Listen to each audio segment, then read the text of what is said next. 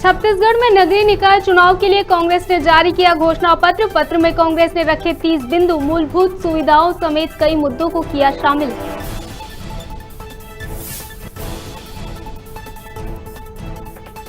मध्य प्रदेश के सीएम शिवराज सिंह चौहान ने commissioner system पर दिया बयान। कहा, महानगरों में आती है अलग तरह की समस्याएं, कमिश्नर सिस्टम होगा कारगर साबित। भोपाल में मिर्ची बाबा ने की कमलनाथ से मुलाकात। बीजेपी पर आरोप लगाते हुए बाबा बोले, बीजेपी सरकार गो बीफ को भेजती है विदेश।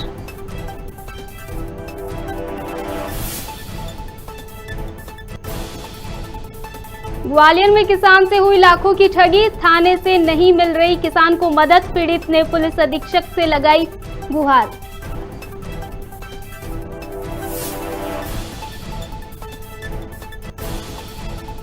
पन्ना टाइगर रिजर्व में बाघ हुआ घायल। पर्यटकों द्वारा खींची गई फोटो से मिली जानकारी, बाघ पर रखी जा रही है नजर।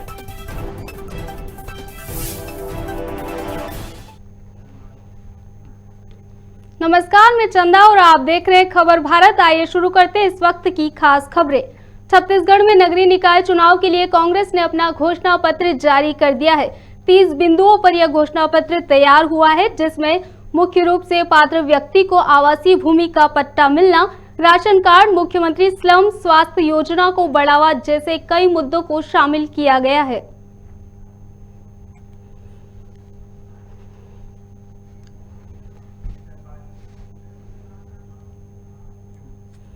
कांग्रेस विधायक कुणाल चौधरी का एक बयान सामने आया है, जिसमें विधायक ने कहा कि प्रदेश में लागू नए पुलिस कमिश्नर सिस्टम की कांग्रेस मॉनिटरिंग करेगी। वहीं उन्होंने कहा कि इंदौर और भोपाल प्रदेश की क्राइम कैपिटल है और अपराधों को लेकर लॉ एंड ऑर्डर और सिस्टम सुधार में बीजेपी सरकार फेल रही है। बदलने से व्यवस्थाएं बदल जाए, उससे कोई क्राइम कम हो जाएंगे, मुझे नहीं लगता। क्योंकि क्राइम कम करने के लिए इच्छा शक्ति चाहिए। जो माफिया तंत्र को, जो गुंडा राज को, जो संरक्षण भारतीय जनता पार्टी के नेता देते हैं, उसी का नतीजा है कि भोपाल इंदौर नंबर 1 नंबर 2 पे हिंदुस्तान के अंदर क्राइम में बने हुए हैं। महिला अपराध में हम नंबर 1 पे है, बच्चियों पे बलात्कार में नंबर 1 पे है, और मध्य प्रदेश के अंदर लगातार क्राइम कैपिटल के रूप में उभर रहा है। और इनको संरक्षण देने का काम बीजेपी के बड़े बड़े नेता करने का काम कर रहे हैं। क्या क्राइम का ये सिस्टम बनाने से क्या वो आदिवासियों पर हो रहे अत्याचार बंद हो जाएंगे? क्या सिस्टम बनाने से ये वो जो अपराध रोज बढ़ रहे हैं महिलाओं पे, क्या वो कम हो जाएंगे? अपराध कम करना है तो पहले इच्छा शक्ति मजबूत करनी होगी। और जो पुलिस का ढांचा खराब हो चुका है कि हमारे पास पुलिस में 1 लाख लोगों पे 169 लोग हैं। आप उनको जब तक नहीं बढ़ाओगे, जब तक सिस्टम को मजबूत नहीं करोगे, और जो नेता तंत्र बीजेपी का है, जिसने पूरी उसके ऊपर कस के हाथ पक्के कस रखा है, इस तंत्र को मजबूत नहीं करोगे तब तक कहीं ना कहीं स्थिति ठीक नहीं होगी। राजधानी भोपाल में जननी एक्सप्रेस संचालक संघ ने प्रेस कॉन्फ्रेंस कर नए टेंडर प्रक्रिया पर सवाल खड़े किए हैं। जननी एक्सप्रेस संचालक संघ का आरोप है कि जो नए टेंडर हुए हैं वह कंपनी पंजाब में ब्लैक लिस्टेड है। उसके बाद भी मध्य प्रदेश में उसे जननी एक्सप्रेस का टेंडर दिया गया है, जिसके विरोध में जननी एक्सप्रेस संचालक संघ ने वर्तमान में अपनी सेवाएं रोक दी है और नए टेंडर प्रक्रिया की जांच की मांग की है। हम लोगों ने सेवाएं सिर्फ इसलिए बंद की हैं, एक तो हमको ये डर है कि अब एनआरएचएम और कंपनी मिलकर हम पर भारी पेनल्टी आरोपित करके हमारा जो पैसा बचा है लास्ट का, उसको कहीं ना कहीं खत्म कर देंगे। तो हमारी मांग है कि हमें पहले हमारा पिछला बकाया पूरा दे दिया जाए। नए टेंडर पे किन शर्तों के साथ में काम करवाना चाहते हैं एक्सटेंशन में, प्लस 20 दिन का एक्सटेंशन हमको नहीं चाहिए। 20 दिन में हम लोग गाड़ियों का मेंटेनेंस करवाएंगे तो कम से कम 3 महीने का एक्सटेंशन मिले तो हम आगे काम करेंगे। वो भी किस स्तर पे काम करेंगे उसके बैठ के बातचीत हो। ये हो गया हमारे पुराने टेंडर को जो हमने गाड़ियां बंद करी। नए टेंडर पे हमारा स्पष्ट आरोप है कि इसमें सेटिंग की गई है। एक ही कंपनी की गाड़ी को खरीदने के लिए टेंडर में मोड़ तोड़ करके एक टेबल लगाई गई है, जिससे केवल और केवल फोर्स मोटर्स की गाड़ियां ही खरीदी जा सके। अब इसमें किसका हित है ये स्वयं सरकार समझे। दूसरी चीज, ये टेंडर भारतवर्ष में एक नया आयाम कायम कर चुका था, तो हर माँ बाप ये चाहते हैं, हर सरकार ये चाहती है कि हम अगली बार बेहतर करें। लेकिन इस बार टेंडर की शर्तों को इतनी शिथिलता दी गई कि एक छोटी सी कंपनी 150 गाड़ियों की ऑपरेट करने वाली कंपनी 2100 गाड़ियां ऑपरेट कर सके, इतनी शिथिलता दी गई। मेरा पहले भी आरोप था, जो न्यूज़पेपर में छपा था, कि रायपुर की एक कंपनी को बेवजह लाभ देने के लिए टेंडर किया जा रहा है। ग्वालियर कंपू थाना क्षेत्र अंतर्गत एक पीड़ित परिवार में पुलिस पर मामला दबाने के आरोप लगाए हैं। दरअसल ललितपुर कॉलोनी में पड़ोसी युवकों द्वारा घर में घुसकर एक परिवार के साथ बेरहमी से मारपीट की गई थी, जिस पर पीड़ित परिवार ने थाना पुलिस द्वारा मामले को दबाने और अपराधियों को संरक्षण दिए जाने के आरोप लगाए हैं। पुलिस अधीक्षक कार्यालय में आवेदन देकर न्याय की मांग की है। पड़ोस के 4-5 लोग बीरेंद्र, हिमांशु, हनी, सरोज, कल्लू, गोरिया आए, एकदम मम्मी को बुलाया, मम्मी से बातचीत करने लगे। इतने में मैं भी आया निकल के, तो मेरे को पापा पे डंडों से हमला कर दिया। पापा जी सर में चोट है, हाथ फ्रैक्चर है और मेरा भी हाथ फ्रैक्चर है। कौन है ये लोग, क्या करते हो, कहाँ रहते हो? ये लोग पड़ोसी हैं सर। कहाँ पे रहते हैं? ये ललितपुर कॉलोनी, जाटा मोहल्ला, घर के बगल से। किसी पुरानी रंजिश की वजह से, किस वजह से हमला किया? कोई रंजिश नहीं थी सर। एक काफ़ी दिन पहले, 1 महीने पहले बहस हो गई थी ऐसे ही पड़ोस में, तो ऐसे ही मुवदिया हो गया था, तो उन्होंने उस दिन एकदम चोट कर दी। इन लोगों ने, पड़ोसियों ने मेरे घर पे आके अचानक एकदम से हमला किया, जिसमें ना मेरा बेटा और मेरे पति और हम सभी को घायल करके रखा है और आज तक कोई कार्रवाई नहीं हुई, ना ही पुलिस आई है। इसीलिए मुझे यहाँ पे आके शिकायत करना पड़ रहा है। वहाँ पे जो कंपू थाने में एक गोपाल जी हैं, वो तो लिख ही नहीं रहे हैं नाम, वो बता कुछ रहे हैं और उनने ऐड कुछ किया है। उसके बाद जो चीज़ थी वो तो उनने लिखा ही नहीं है। और जब दूसरा दिन मेरा पति होश में आया तो उनके बयान भी नहीं लिए, कह रहे हैं कि वो तो लिखी है रिपोर्ट, जो ही लिखी है। मतलब मैं सर 6 तारीख को अपने घर में बैठा हुआ था, मैं, मेरा बेटा, पूरा परिवार 6:30-7 बजे। बीरेन, कल्लू, हिमांशु, हनी, 5-6 लोग आए, भैया भतीजे सारे मिलके, और गाली गलौज करने लगे गेट पर वैसे ही। मैंने कहा, मेरी वाइफ आई, निकले, क्या बात हो गई? नहीं कोई बात नहीं है, तुम बहुत दादागिरी कर रहे हो, कोई बात नहीं थी। इतने में मैं और मेरा बेटा भी निकला, ये बात क्या हुई। इतने में तो उन्होंने चारों ने डंडे लिए थे, सरिया था, किसी पे नल का पाइप था, किसी पे रॉड थी, डंडे मारे, भयंकर मारे मेरे गेट पर ही, जिसकी वीडियो रिकॉर्डिंग में खून इतना हो गया था मेरे सर में, तो मुझे अगले दिन होश आया है। मैं कंपू थाने पहुंचा, मैं 1 घंटे बाद रिपोर्ट लिखी गई, मेडिकल के लिए आया रात 11-12 बजे। फिर वो कहने लगे पुलिस थाने चलो, मुझे तो सर होश ही नहीं रहा था। फिर मेरी वाइफ को पुलिस वाले थाने ले गए। ये कोई गोपाल सिंह थे, वहाँ जो नाम लिखा रहे वो नाम नहीं लिखने दें। ग्वालियर में सब्जी मंडी में फुटपाथ पर फसल बेचने वाले किसान के साथ पैसा दोगुना करने का लालच देकर लाखों की ठगी का मामला सामने आया है। ग्वालियर कुलेत निवासी झारसी कुशवाहा ने बताया कि आनंद नगर सब्जी मंडी में खेती की फसल बेचने के दौरान उसकी मुलाकात 2 युवकों से हुई, जिसमें पैसे दोगुना करने का लालच देकर युवकों ने 1,30,000 ठग लिए हैं। वहीं संबंधित थाने से भी कोई मदद नहीं मिली, जिसके कारण पीड़ित किसान ने पुलिस अधीक्षक कार्यालय में आवेदन देकर आरोपियों पर कार्रवाई करने की मांग की है। अब सब्जी मंडी का काम करता हूं मैं आनंद नगर में। सब्जी मंडी मिली मुझे, तो वो एक लल्लू जाटव है, बीरू बातम है, इनने मेरे से बोला कि मुझे पैसे दे दो, हम डबल करके दे देंगे 1 महीने में। उनने ये पैसे दिए नहीं है, मुझे पैसे ले गए 1,30,000 रुपये। फिर मैं गया 1 महीने बाद, उन्होंने पैसे नहीं दिए मेरे को। फिर बिलुआ पहुंचा मैं, मतलब अर्जेंट की दाब देने लगे मेरे को। हाँ, अर्जेंट लगवा देंगे, चेक करवा देंगे तेरे पे, तो मैं बगया है वैसे। फिर मैंने रिपोर्ट भी करवाई थी, 16 नंबर उनका पता भी मिल गया था। तो ऊपर मतलब किराए से रहते थे बिल्डिंग, सरकारी बिल्डिंग में। मैं 16 नंबर गाड़ी पहुंची तो पैसे घर खाली करके भज गया रात ही रात में। फिर मैंने FIA कराई, तो FIA नहीं करी मेरी। थाने में गया मैं, SP ऑफिस आऊँगा। दूसरी बार आया? हाँ, दूसरी बार आया। क्या चाहते हैं साहब? मेरा निर्णय करवा दो, मेरा पैसा दिलवा दो, मुझे पैसा नहीं मिल रहा मेरा। ठिकरी दवाना मार्ग के घटवा ग्राम में मुरम से भरा डंपर पिछले टायर निकलने से पलट गया, जिससे रास्ते की रेलिंग और आवागमन के लिए बनी नाली टूट गई है। क्रेन से वाहन को सीधा किया गया। वहीं मौजूद लोगों ने वाहन की गति को तेज बताया, जिस पर तहसीलदार ने जांच कर कार्रवाई की बात कही है।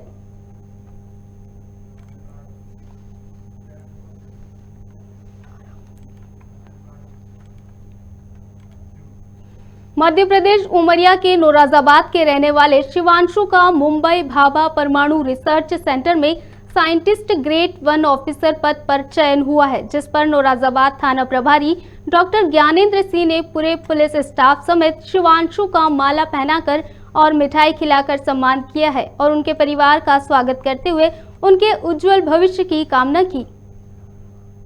नौरोजाबाद में कॉलोनी में CCL में सिक्योरिटी ऑफिसर हैं मोहन सिंह जी। उनका लड़का शिवांशु सिंह अभी जो मैनेट भोपाल में पढ़ाई कर रहा था, BE में सिविल से पढ़ाई कर रहा था, अभी हाल ही में रिसेंटली उसका चयन Bhabha atomic research centre Bombay में साइंटिस्ट के पद पर हुआ है। तो ये निश्चित रूप से हमारे नौरोजाबाद के लिए, उमरिया जिला के लिए बहुत बड़े गौरव की बात है, बहुत बड़े उपलब्धि है कि छोटे से कस्बे का एक लड़का बॉम्बे में मतलब इस इतने बड़े साइंटिस्ट के पद पर चयन हुआ है और ये अपने देश का योगदान में इसका योगदान रहेगा। मध्य प्रदेश के मुख्यमंत्री शिवराज सिंह चौहान ने भोपाल और इंदौर में लागू किए गए पुलिस कमिश्नर सिस्टम पर बयान दिया है। सीएम का कहना है कि बड़े महानगरों में अलग अलग प्रकार की समस्याएं सामने आती है, इन्हें दूर करने के लिए यह सिस्टम लागू किया गया है जो कि कारगर साबित होगा। वहीं कोरोना को लेकर शिवराज ने कहा कि प्रदेश में फिलहाल चिंताजनक स्थिति नहीं है, कोरोना संक्रमण रोकथाम की पूरी तैयारी कर ली गई है। पुलिस कमिश्नर सिस्टम प्रदेश के 2 महानगरों में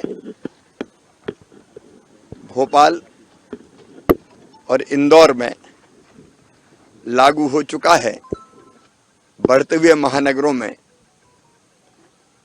अलग प्रकार की कानून और व्यवस्था की समस्याएं उत्पन्न होती है।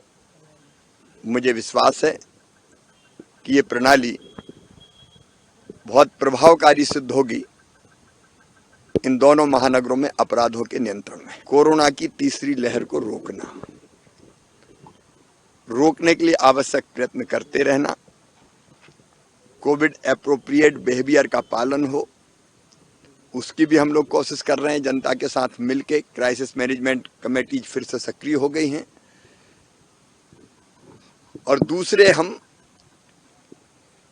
सारी आवश्यक व्यवस्थाएं करके रखें। आ गई तो उससे निपटेंगे। रोज पॉजिटिव केसेस आ रहे हैं, हम जानते हैं, अभी चिंताजनक स्थिति नहीं है, लेकिन पॉजिटिविटी तो आप देख रहे हैं केसों के मामले में पॉजिटिव केस तो आ ही रहे हैं और असावधानी से ऐसे ही केस फिर बड़ी संख्या में आते जिसको हम लहर कहते हैं, तो ना आ पाए ये पहली प्राथमिकता, लेकिन तैयारी पूरी रखना है। शिवपुरी में आरटीओ अधिकारी मधु सिंह ने कोर्ट के आदेश पर शहर में अवैध रूप से चल रही ऑटो रिक्शाओं पर कार्रवाई की है। आपको बता दें, जिन ऑटो के बीमा फिटनेस नहीं है उन पर ऑटो पर चालानी कार्रवाई की गई और कागजात जब्त किए गए। यह कार्रवाई अगले 15 दिन तक ऐसे ही चलती रहेगी और अगर स्थिति में फिर भी सुधार नहीं हुआ तो इस कार्रवाई को लगातार जारी रखा जाएगा।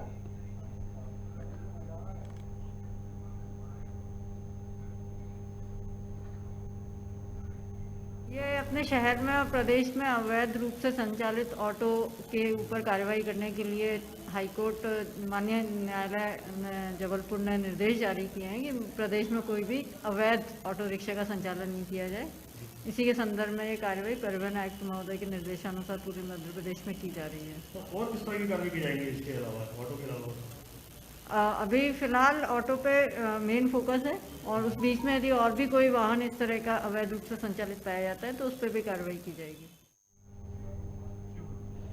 कांग्रेस विधायक केपी सिंह ने कहा है कि राजस्थान में 12 दिसंबर को महंगाई रैली में बड़ी संख्या में कार्यकर्ता शामिल होंगे। साथ ही बॉर्डर जिलों से बड़ी संख्या में कार्यकर्ता पहुंचेंगे। बताया जा रहा है कि कमलनाथ के निवास पर बैठक में केपी सिंह को बड़ी जिम्मेदारी दी गई है। राजनीति में है तो राजनीतिक चर्चा होती है, पार्टी के लिए भविष्य में क्या क्या संभावनाएं हैं, क्या क्या करना चाहिए, क्या क्या नहीं करना चाहिए, इन्हीं विषयों पर चर्चा होती रहती है। ये सराउंडिंग जिले के लोग ज़्यादा जाएंगे, जो हमारा जैसे हमारा ज़िला है ग्वालियर है जो राजस्थान से लगा हुआ है, वहाँ से ज़्यादा लोग जाएंगे। दूर से तो एक लिमिट होती है, ज़्यादा साधन भी नहीं उपलब्ध हो पाते। पंचायत चुनाव के लिए तो अभी तो कल हाईकोर्ट ने जो आरक्षण वाला मामला था जो जिसमें रोस्टर का पालन नहीं किया, इसको लेके बात हुई थी तो हाईकोर्ट ने माना नहीं, क्योंकि चुनाव एक बार डिक्लेयर हो गया है कि सामान्य नीति है माननीय न्यायालय की, एक बार चुनाव डिक्लेयर हो जाता है तो बीच में रोकते नहीं हैं। लेकिन फिर भी विवेक तनखा जी ने कहा है कि हम सुप्रीम कोर्ट जा रहे हैं, आरक्षण में रोस्टर का पालन नहीं हुआ है। पर्ची में निरस्त करना सरकार का अधिकार था, लेकिन आरक्षण का रोस्टर का पालन नहीं करना ये एक संवैधानिक व्यवस्था का उल्लंघन है। महिला कांग्रेस की उपाध्यक्ष नूरी खान ने कमलनाथ से मुलाकात की, जहां नूरी खान ने कहा कि कमलनाथ जो विस्तृत चर्चा की गई है, पार्टी के सामने अपनी बात रखी जिसे गंभीरता से लिया गया। कांग्रेस ने हमेशा साथ दिया है, इस्तीफा देना उनका गलत फैसला था। कमलनाथ की अगुवाई पर उन्हें पूरा भरोसा है। कि जिन बातों को लेकर मैंने अपनी बात रखी थी और बड़ी गंभीरता से लिया गया है, आज मेरी कमलनाथ जी से बात भी हुई है और विस्तृत चर्चा हुई है, तो मैं यकीन दिलाना चाहती हूँ कि कह सकते हैं कि मेरे डीएनए में ही कांग्रेस है। और कमलनाथ जी ने जिस तरीके से मेरे जैसे कार्यकर्ता का हमेशा साथ दिया है, चाहे वो जेल की लड़ाई हो या सड़क की लड़ाई हो, तो आज मेरी उनसे मुलाकात हुई है और जो मैंने अपनी बातें रखनी थी सब उनके सामने रखी है। एक परिवार में जब लगता है आपको कि ज़रूरत है अपनी बात मनवाने की, तो मेरी कोशिश थी कि मैं जिस बात को रखना चाहती थी वो रखूं। मैंने इस्तीफ़ा भी दिया, लेकिन मुझे विश्वास है कमलनाथ जी के नेतृत्व पर। और कमलनाथ जी जैसे नेता जिन्होंने 15 साल बाद मध्य प्रदेश में सरकार बनाई है, तो ये सोचने वाली बात है कि मेरा इस्तीफे देने से बड़ी बात है कि हमें जिस इस सरकार से लड़ना है, अलोकतांत्रिक सरकार है, असंवैधानिक सरकार है। ऐसे में मेरा घर बैठ जाना कहीं ना कहीं गलत निर्णय था। आदरणीय कमलनाथ जी परिवार के मुखिया हैं और मुखिया के साथ चलना उसी में बेहतरी है। राजधानी भोपाल में मिर्ची बाबा ने पूर्व मुख्यमंत्री कमलनाथ से मुलाकात की। मिर्ची बाबा ने बीजेपी सरकार पर गो बीफ को लेकर विदेश भेजने के आरोप लगाए हैं और कहा है कि कमलनाथ सरकार में गौ माता को रोजाना 20 रुपए दिए जाते थे, जिसे भाजपा ने बंद कर दिया। सभी साधु संतों से एकजुट होकर गाय को राष्ट्रमाता घोषित करने को कहा। मुलाकात में बीजेपी पर धर्म के नाम पर मध्य प्रदेश को खोखला करने जैसे कई बड़े गंभीर आरोप लगाए हैं। कमलनाथ जी के साथ मुलाकात का विषय केवल ये है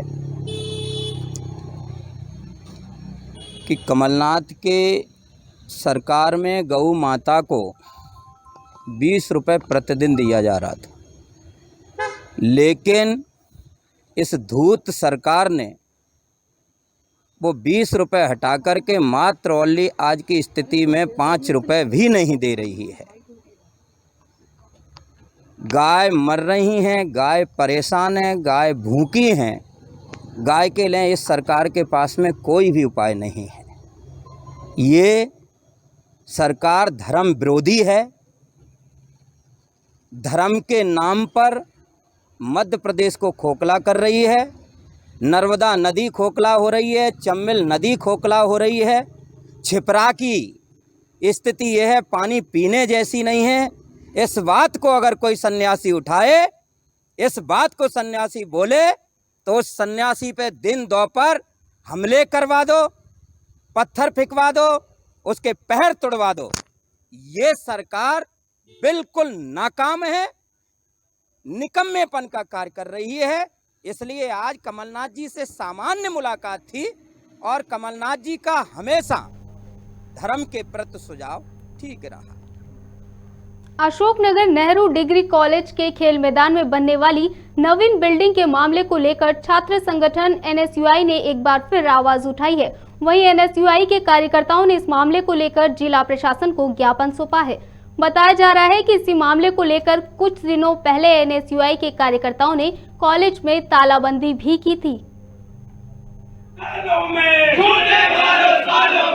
शिक्षा के दलालों में, झूठे भरोसालों में, एनएसयूआई जिंदाबाद, जिंदाबाद, जिंदाबाद। आज हमने कॉलेज का खेल ग्राउंड जो खत्म किया जा रहा है कॉलेज प्रबंधन द्वारा, उसके संबंध में आज हमने ज्ञापन दिया है। मैं पूर्व में भी 2 ज्ञापन दे चुका हूँ, कलेक्टर मैडम को भी मैंने अवगत कराया है। लेकिन देखा जाए तो कार्य और प्रगति से चल रहा है, लेकिन कार्य अभी रोका नहीं गया है। जबकि देखा जाए तो 2017 के बाद 2021 में ये पुलिस की वैकेंसी आई है। छात्र और छात्राएँ तैयारियाँ करते हैं, लेकिन कॉलेज प्रबंधन बिल्कुल भी छात्रों के हितों में नहीं सोच रहा है। निश्चित तौर पे हम कहें तो निश्चित रूप से कॉलेज जो प्रबंधन है वो छात्र प्रतिभाओं को, जो खेल प्रतिभा है, उनको दबाने का कार्य कर रहा है।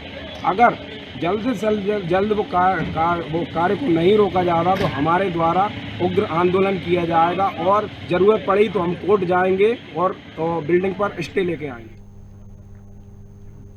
मध्य प्रदेश के गृह मंत्री डॉक्टर नरोत्तम मिश्रा ग्वालियर भाजपा ग्रामीण जिले के प्रशिक्षण शिविर में शामिल होने डबरा पहुंचे। गृह मंत्री ने सभी कार्यकर्ताओं से मुलाकात की है। कार्यकर्ताओं को संबोधित किया। प्रशिक्षण के दौरान उन्होंने देश के प्रधानमंत्री नरेंद्र मोदी की तारीफ की है और कहा है कि पीएम मोदी ने भारत को पूरे विश्व में गौरवान्वित किया है और उनके ऊपर कोई भी दाग नहीं लगा। गुर्जर आंदोलन होता है तो कांग्रेस कहती है हम गुर्जरों के साथ हैं, जाट आंदोलन होता है तो वो कहते हैं हम जाटों के साथ हैं, क्षत्रिय आंदोलन होगा वो कहेंगे क्षत्रिय आपके साथ हैं। जैसे ही आप हिंदू कहोगे कि हिंदू का आंदोलन है वो कहेंगे आप सांप्रदायिक हो। एक लाइन की बात बोल देंगे, क्योंकि अगर आपको वो इकन्नी में बांटेंगे तो आप कभी 16 आना हो ही नहीं सकते। और जातियों में बांट के चलना ये उनकी राजनीति है। और भारतीय जनता पार्टी मैंने जैसा कहा वसुधैव कुटुंबकम की बात करती है। भारतीय जनता पार्टी के कार्यकर्ता के मन में भी ये भाव आना चाहिए कि हमें समाज के सभी वर्गों को साथ लेना है। जो भाई भटके बिछड़े हाथ पकड़ ले साथ चले, भोजन कपड़ा घर की सुविधा शिक्षा सबको सुलभ रहे, धर्म सनातन अनुगामी बुद्धम शरणम गच्छामि। डबरा स्टेडियम में होने वाली 23वीं सीनियर राष्ट्रीय टेनिस वॉलीबॉल प्रतियोगिता को लेकर प्रेस वार्ता आयोजित की गई। मध्य प्रदेश के टेनिस वॉलीबॉल एसोसिएशन के अध्यक्ष मुकेश कुमार बंटी गौतम ने बताया कि 10 से 12 दिसंबर तक स्टेडियम में टेनिस वॉलीबॉल प्रतियोगिता आयोजित की जाएगी, जिसका शुभारंभ 10 तारीख को 12 बजे किया जाएगा। इस प्रतियोगिता में बालक और बालिका वर्ग की 20 राज्यों की टीमें हिस्सा लेंगी। टेनिस वॉलीबॉल का 23वां सीनियर राष्ट्रीय टेनिस वॉलीबॉल प्रतियोगिता का आयोजन डबरा स्टेडियम ग्राउंड में किया जा रहा है। इसमें 20 प्रदेशों की पुरुष वर्ग की अनुमति मिल चुकी है, जो टीम आ रही है, और 16-17 टीम यहाँ जो गर्ल्स हैं उनकी अनुमति आ गई है, वो आने वाली है। सुबह तक सारी टीमें आ जाएंगी। किस प्रकार का आयोजन रहेगा, क्या व्यवस्था है? इनकी सबकी ठहरने की व्यवस्था है। गर्ल्स की संत कौर नाम स्कूल है, वहाँ व्यवस्था की गई है। बाकी बॉयज़ की अलग अलग स्कूलों में, अलग अलग छात्रावास में, अलग अलग होटल्स में उनकी व्यवस्था की गई है। हमने भारतीय ओलंपिक संघ के जो सेक्रेटरी हैं श्री राजीव मेहता जी, उनसे जो वहाँ का खन्ना स्टेडियम है, आर के खन्ना स्टेडियम, वहाँ उनसे मेरी बहुत अच्छी मुलाकात हुई और उन्होंने मुझे आश्वासन दिया है कि मैं शीघ्र ही इसको ओलंपिक एसोसिएशन में इसको शामिल कर लेंगे, भारतीय ओलंपिक संघ में इसको शामिल कर लेंगे। इसके कब तक शीघ्र उन्होंने काम शुरू कर दिया है, बहुत जल्दी वो उसको शामिल कर लेंगे। बगीचा विकासखंड के पहाड़ी कोरवा बालक आश्रम के 7 बच्चे झुलस गए। जंगली वनस्पति से खेलने के दौरान बच्चों की झुलसने की यह घटना हुई है। बताया जा रहा है कि आश्रम अधीक्षक की अनुपस्थिति में यह घटना हुई है। घायल बच्चों का इलाज निजी अस्पताल में कराया जा रहा है।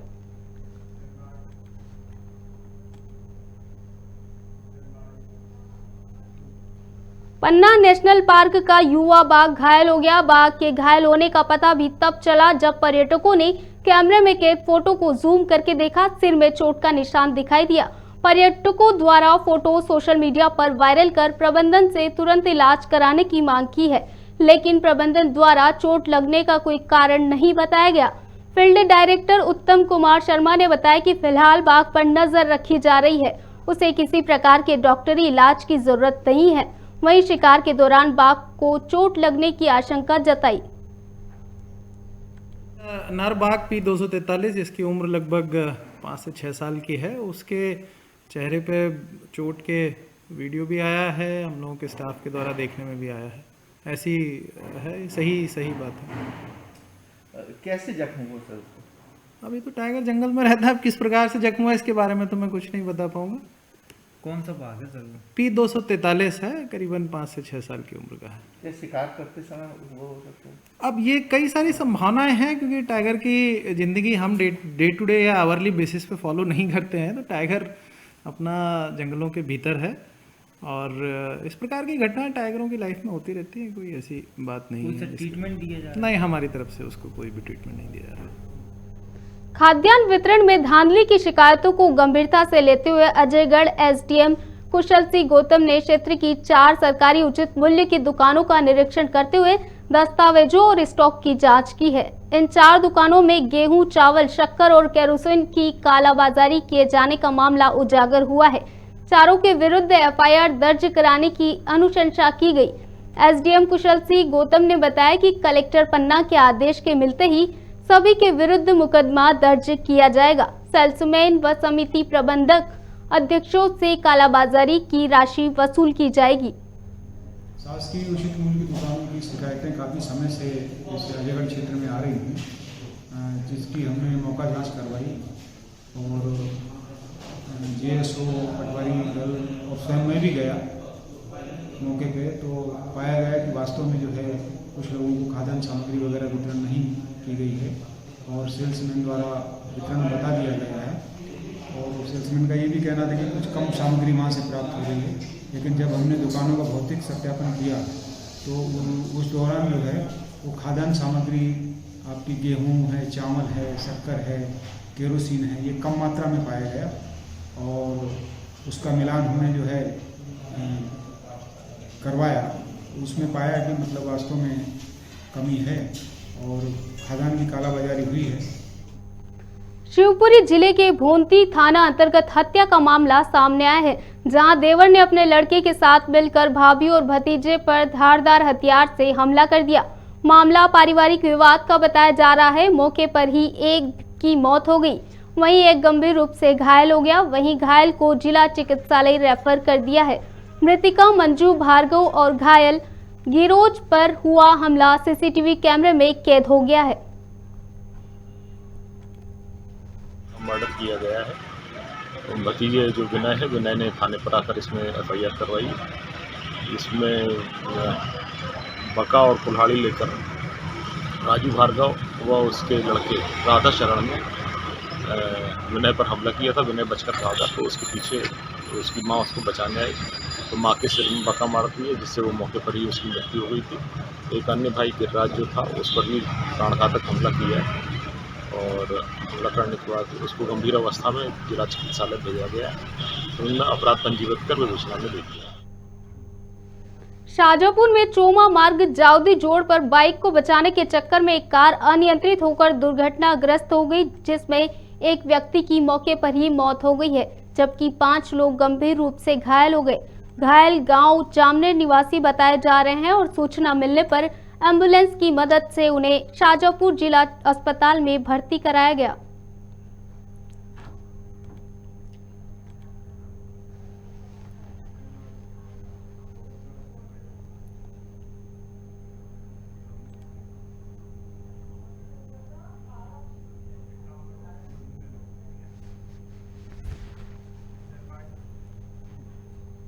इस वक्त खबरों में इतना ही। खबरों का सिलसिला लगातार जारी है। आप देखते रहिए खबर भारत। नमस्कार।